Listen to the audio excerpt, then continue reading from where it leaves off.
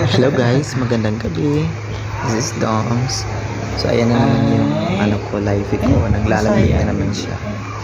Diba ang sweet-sweet niya, diba? Iba yun. Kahit walang ano yan, kahit walang kailangan yan ang sweet niya siya. Diba? Dali. Napakalambing niya, nang ayaw ko lang niyan. Pagkatulog ako, Diyos ko, higaan niya yung mukha mo. Doon ako napipikon, tapos kahit ilalapag mo siya ng kahit saan, babalik pa rin, nangungulit.